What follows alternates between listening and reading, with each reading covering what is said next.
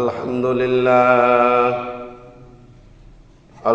لله نحمده ونستعينه ونستغفره ونعوذ بالله من شرور أنفسنا من يهده الله فلا مضل له ومن يضلل فلا هادي له ونشهد أن لا إله إلا الله وحده لا شريك له ونشهد أن سيدنا وحبيبنا ومولانا محمدا عبده ورسوله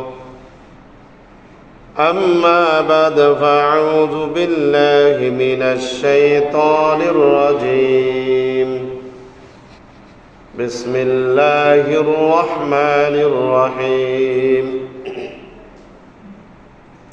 يا أيها الذين آمنوا كتب عليكم الصيام كما كتب على الذين من قبلكم لعلكم تتقون وقال رسول الله صلى الله عليه وسلم إنما الأعمال بالنيات أو كما قال عليه الصلاة والسلام اللهم صل على سيدنا وحبيبنا ومولانا محمد صلى الله عليه وعلى آله وأصحابه وبارك وسلم আল্লাহ পাকের দরবারে লাখো কোটি শুকর যে আল্লাহ সুবহানাহু ওয়া তাআলা আমাদেরকে পবিত্র শুক্রবার জুম্মার দিন মাহে রমজানের প্রথম জুমা আল্লাহ তাআলা আমাদেরকে রহমতের মাঝে আরো রহমত, বরকতের মাঝে আরো বরকত, সেই মহান রব্বুল আলামিনের দরবারে শুকর গুজারি করছি আলহামদুলিল্লাহ। আজকে মাহে রমজান নুল মুবারকে আল্লাহ তাআলা আমাদেরকে যে মহান রব্বুল আলামিন তার অশেষ রহমত আল্লাহ তাআলা আমাদেরকে দান করেছেন। এই রমজান আমরা পেয়েছি, আমাদের জন্য সৌভাগ্যের ব্যাপার, ভাগ্যের ব্যাপার, আনন্দের ব্যাপার, মর্যাদা পাওয়ার, আল্লাহর কাছে মর্যাদা, সম্মান, ইজ্জত পাওয়ার জন্য, দুনিয়ার মধ্যে সম্মান পাওয়ার জন্য এবং আখিরাতে সম্মান পাওয়ার জন্য। রমজানুল মুবারক, রমদুন থেকে রমজান এসেছে। এটার অর্থ হচ্ছে ফুরে দেওয়া, ফুরে সাই করে দেওয়া। রমজান অর্থ কি? ফুরে দেওয়া, ফুরে সাই করে দেওয়া। কি? রমজান আসছে বান্দার গুনাহ মাফের মাস। রমজান শব্দের অর্থ পুরে দেওয়া, পুরে সাই করে দেওয়া, বান্দার গুনাহগুলি ইবাদতের দ্বারা ফুরে সাই করে দেওয়া। এটা হলো রমজানের আবিধানিক অর্থ। পারিভাষিক অর্থ হচ্ছে কোন উলামায়ে কেরামের মতে যে আল্লাহর বান্দাদের উপর রোজা ফরজ করা হয়েছে, সেই রোজা তারা কি করবে? পালন করবে। পালন করে তওবা, ইস্তিগফার, ইবাদত, কোরআন তেলাওয়াত, সমস্ত ইবাদত আল্লাহর জন্য করবে, আল্লাহর সন্তুষ্টির জন্য করবে। আল্লাহ যখন সন্তুষ্টি হয়ে যাবে তখন বান্দাকে আল্লাহ তাআলা অটোমেটিকই মাফ করে দিবেন। এটা হলো রোজার পারিভাষিক সংজ্ঞা। আবিধানিক অর্থ বললাম, পারিভাষিক সংজ্ঞা বললাম। এখন হলো আমরা রমজানুল মুবারকের উদ্দেশ্য কি? উদ্দেশ্য হচ্ছে একমাত্র আল্লাহর জন্য। কার জন্য? রমজানের রোজাটা রাখবো আমরা কার জন্য? আল্লাহর জন্য। উদ্দেশ্য একটাই, আল্লাহকে সন্তুষ্টি করার জন্য, রসুলকে সন্তুষ্টি করার জন্য আমরা রোজাগুলি পালন করব।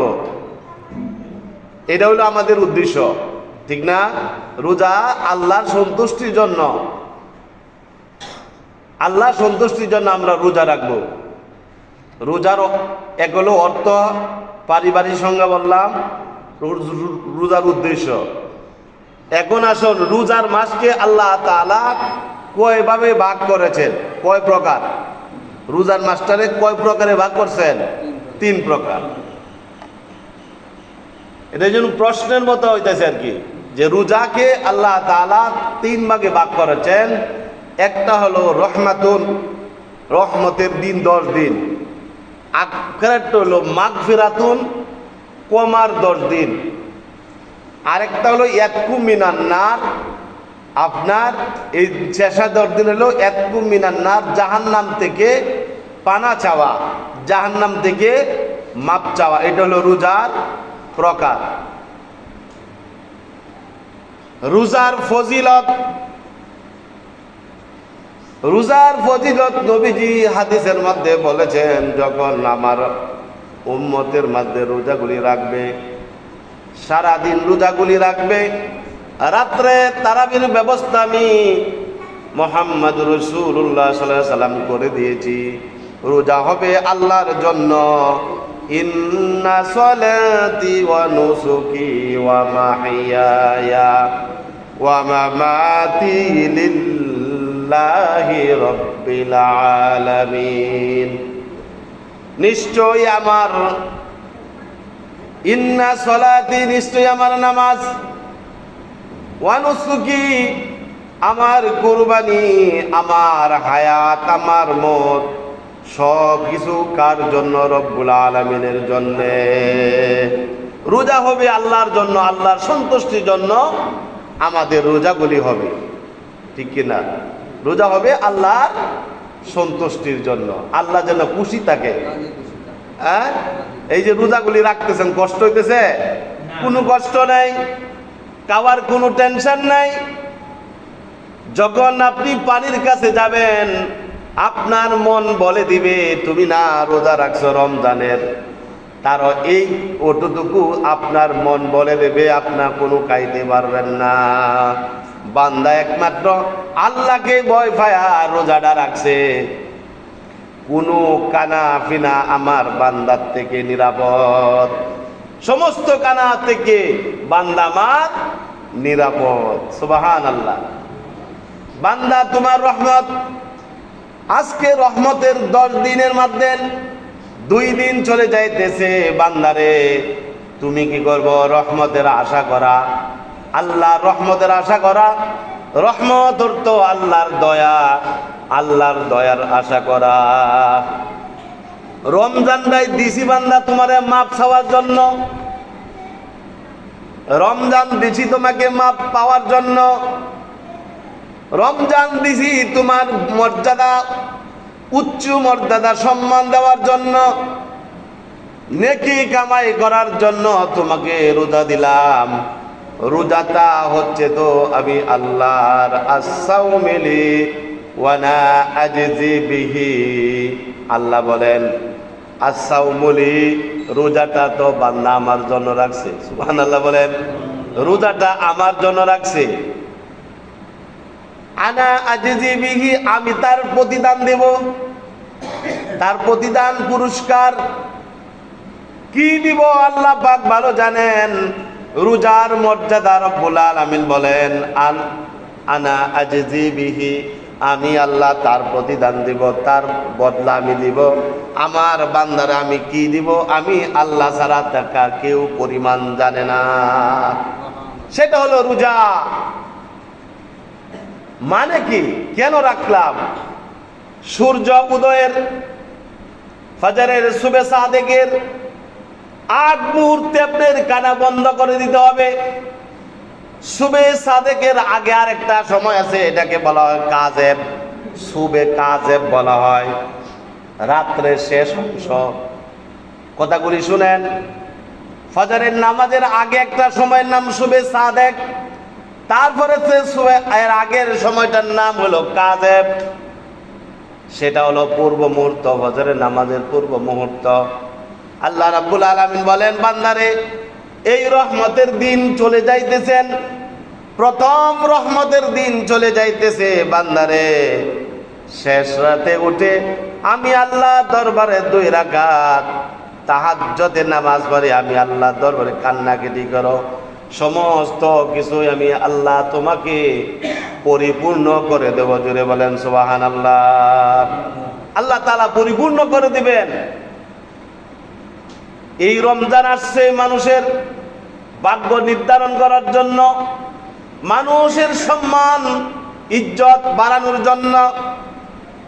আল্লাহ তাআলা মাগফিরাতের দয়া দিয়ে দিয়েছেন, বিশাল রহমত দিয়া রমজান মাসটাকে এই উম্মতের জন্য নেকি কামাই করার জন্য আল্লাহ পাক দিয়েছেন। আমরা তো কি করি, রোজা তো রাখি না, বরং আরো যারা রোজা রাখে তার সাথে আমরা কি করি, ইফতার করতে চাই। আছে না এরকম? রোজা রাখছে না, সারাদিন পেট ভরে খাইছে, আর দেখছেন ইফতারের আগে বিরাট বড় গামলা লইয়া বিশাল বাজারের যত আইটেম আছে সব হেরার লাগে, আর রোজাদার ব্যক্তিরা কিনতারে না। ইফতার তো হলো রোজাদারের জন্য, বেরোজাদারের জন্য কোনো ইফতার নাই, এদের জন্য কমাও নাই, এদের জন্য রহমতও নাই, এদের জন্য বালা মুসিবত আসবে, এদের উপর পরীক্ষা বেশি আসবে। যারা রোজা রাখবে, আল্লাহকে ভয় পায়া আল্লাহ রহমতের আশা করবে, এরাই পাবে কমার দরজা। সুবহানাল্লাহ। আমি তো তোমাদের জন্য বিশাল কমা নিয়ে হাজির। আল্লাহ বিশাল ক্ষমতা, যার কমার দ্বার প্রান্তে আমরা পৌঁছতে পারি না, সেই মাওলার জন্য রোজাগুলি রাখা, তাকে সন্তুষ্ট করার জন্য। প্রথম রহমত, বান্দা তুমি গুনার কাজ করতে পারবা না, রহমতের দিন বসে বসে কোরআন তেলাওয়াত করো। যদি কোরআন তেলাওয়াত না পারো তাহলে কি করবা?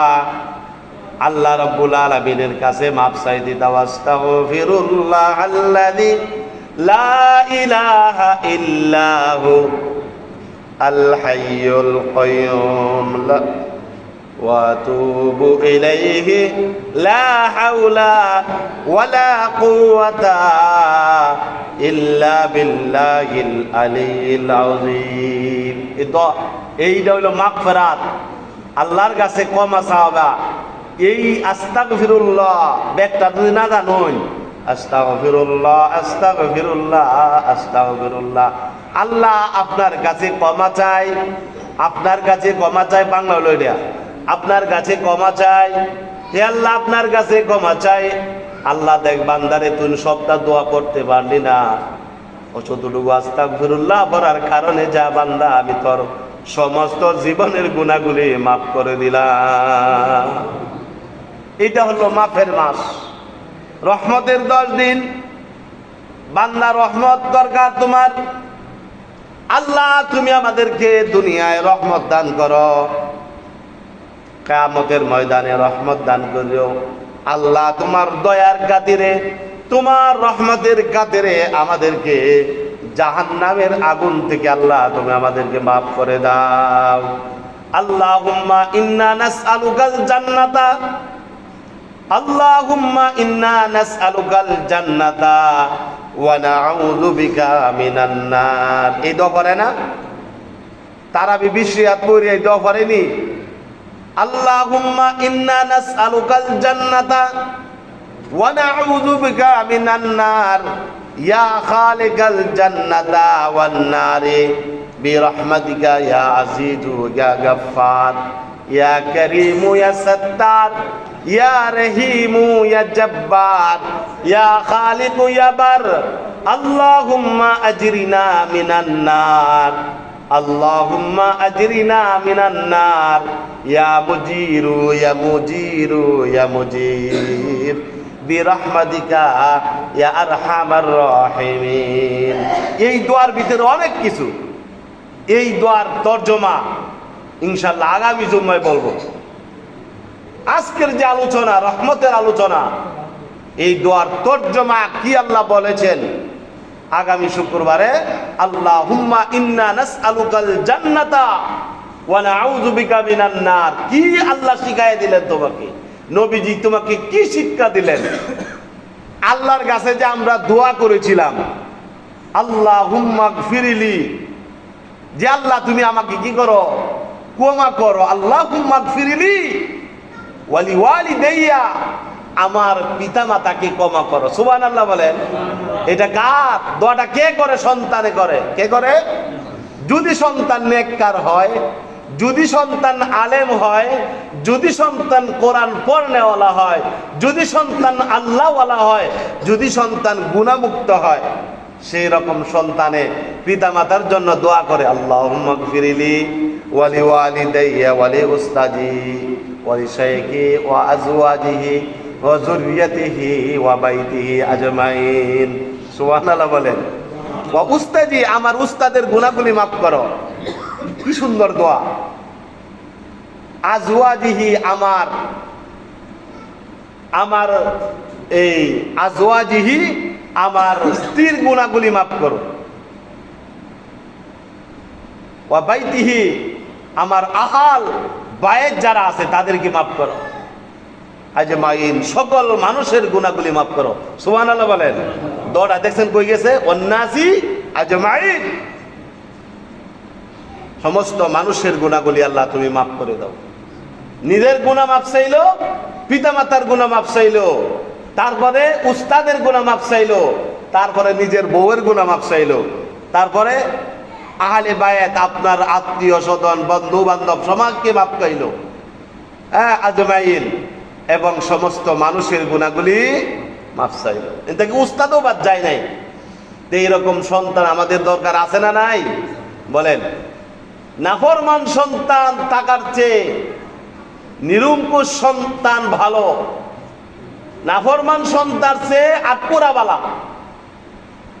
কথাটা বোঝায় কি? কিন্তু আপনার 20 আরা সম্পত্তি, একটা সন্তান যদি নাফরমান হয়, 20 আরা 50 আরা সম্পত্তি থাকলে এই সন্তান কয়েক মাসের ভিতরে সব শেষ করে দেব। আর যদি একজন ভালো সন্তান হয়, সম্পত্তি নাই, আল্লাহ রাব্বুল আলামিন তার কামাই রুজির মধ্যে এমন বরকত দিবে, সে একাতে কামাবে, 7 জনের বরকত আল্লাহ পাক তাকে দান করবে। সুবহানাল্লাহ বলেন। যদি মানুষ হালাল ভাবে টাকা উপার্জন করে, তার সংসার বরকতময় সংসার হবে। আর যে অবৈধভাবে টাকা উপার্জন করে, বরকত তো পাবেই না, বরং আরো তার সংসারে অভাব অনটন রোগ শোক লেগেই থাকে। একটা হলো মোমেন বান্দাকে আল্লাহ পাক পরীক্ষা করে ঈমান পরীক্ষার জন্য। ঈমানদারের উপরে মুসিবত থাকে আর নাফরমানদের উপরে মুসিবত থাকে। দুইটা হলো দুই রকম। মোমেনকে পরীক্ষা দেয়, নবী রাসূলকে আল্লাহ পাক পরীক্ষা দিয়েছিলেন, কিন্তু আর মোমেনকেও আল্লাহ রাব্বুল আলামিন পরীক্ষা দিয়ে দেন। মোমেনরা বলে আল্লাহ যেভাবে রাখে আমি সেইভাবেই থাকবো, আল্লাহ যেভাবে রাখবে আমি সেইভাবে থাকবো। এই জন্য প্রতিদিন আল্লাহ রাব্বুল আলামিনের দরবারে ক্ষমা চাওয়া। বুঝতে পারছেন? আল্লাহ দরবারে কি চাওয়া? ক্ষমা চাওয়া। প্রতিদিন 5 ওয়াক্ত নামাজের পরে ফজর নামাজ যখন ইমাম সাহেব আসসালামু আলাইকুম বলে নামাজ শেষ করে দিবে, তখন আপনি বলবেন আস্তাগফিরুল্লাহ আস্তাগফিরুল্লাহ আস্তাগফিরুল্লাহ আস্তাগফিরুল্লাহ। এই কথাগুলি বলবেন 10 বার। কয়বার? 10 বার বলবেন। তারপরে সুবহানাল্লাহ 33 বার বলবেন। মানে ফরজ নামাজের পরে ইমামের পিছনে ইমাম সাহেব যদি দোয়া করে ফেলে, আপনি দোয়া লইলেন, দোয়া পরে আপনি বসে থাকবেন, বৈশা বৈশা তাসবিহগুলি পড়বেন। সুন্নত একটু পরে পড়বেন সুবহানাল্লাহ 33 বার, আলহামদুলিল্লাহ 33 বার, আল্লাহু আকবার 34 বার। কয়বার হয়েছে? 100 বার হয়েছে না? 3 33 99 আর 34 বার আল্লাহু আকবারের তো একবার বেশি, 100 বার হয়ে গেল। আল্লাহর তাসবিহগুলি পাঠ করলো। আল্লাহ পাক বলেন, বান্দা যখন এইভাবে আমার বান্দা মওত পর্যন্ত যখন নেবে তাসবিহ তাহলিলগুলি পড়তে থাকবে, আল্লাহ বলেন আমার বান্দাকে নিষ্পাপ বানায়া কবর দেশে নিয়ে আসবো। নিষ্পাপ বানায়া আমার বান্দাকে কবর দেশে নিয়ে আসবো। আসরে পড়বেন 33 বার, 33 বার, আবার 34 বার। মাগরিবের পরে পড়বেন ফজর এবং জোহর, আসর, মাগরিবের সময় 33 বার সুবহানাল্লাহ, 33 বার আলহামদুলিল্লাহ, 34 বার আল্লাহু আকবার। আমল নামাগুলি কোনো ফিরের না, আব্দুল কাদের নুমানি সাহেবেরও না। এই আমল এগুলি ডাইরেক্ট আল্লাহর নবী নিজেও পড়তেন, সাহাবাই কারামদের শিক্ষা দিতেন। নবীজি ডাইরেক্ট নিজে পড়তেন সুবহানাল্লাহ 33 বার, আলহামদুলিল্লাহ 33 বার, আল্লাহু আকবার 34 বার নবীজি শিখায় দিয়েছেন। তোমরা যদি তাসবিহগুলি পড়ো, রমজান শুরু রমজান থেকে শেষ রমজান পর্যন্ত, রমজান গেলে গাও মৃত্যু পর্যন্ত এই আমল নামা যদি জারি থাকে, মরণের সময় রব্বুল আলামিন ঈমান নসিব করবে। কি নসিব করবে? ঈমান। এই তাসবিহগুলি যারা পড়বে এরা কোনোদিন হারাম খাইতো না। আমার বিশ্বাস এরা কোনোদিন হারাম খাবে না যদি আমল ছুটতে না যায়।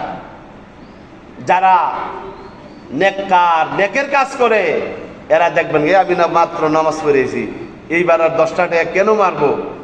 এভাবে মানুষ পাপের কাছ থেকে আস্তে আস্তে নিজেকে সেভ করা লাগবে। পাপের কাছ থেকে আমাকে সেভ করা লাগবে।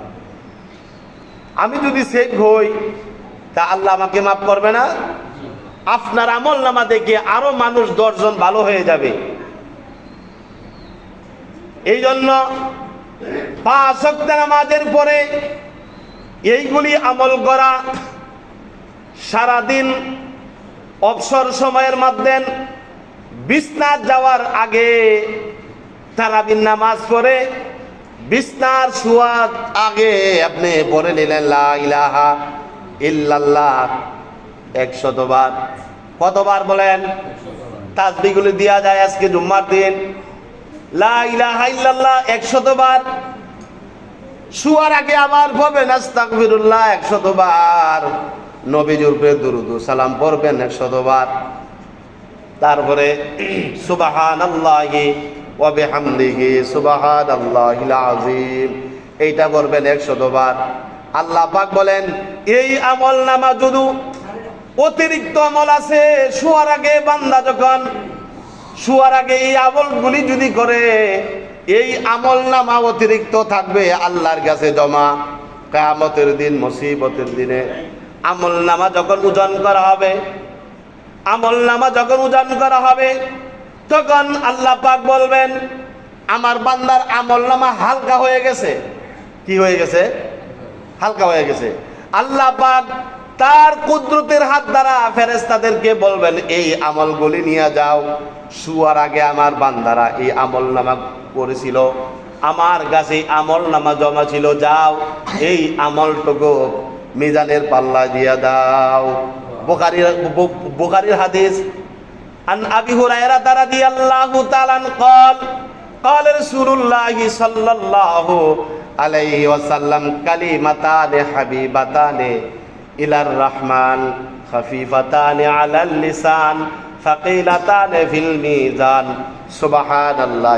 বলেন সুবহানাল্লাহি ওয়া বিহামদিহি সুবহানাল্লাহিল আযীম, সুবহানাল্লাহি ওয়া বিহামদিহি সুবহানাল্লাহিল আযীম। আবু হুরায়রা থেকে বর্ণিত, নবীজি বলেন, নবীজি ইরশাদ করেন যে কালিমাতানে হাবিবাতান, আল্লাহর কাছে দুইটি বাক্য প্রিয়।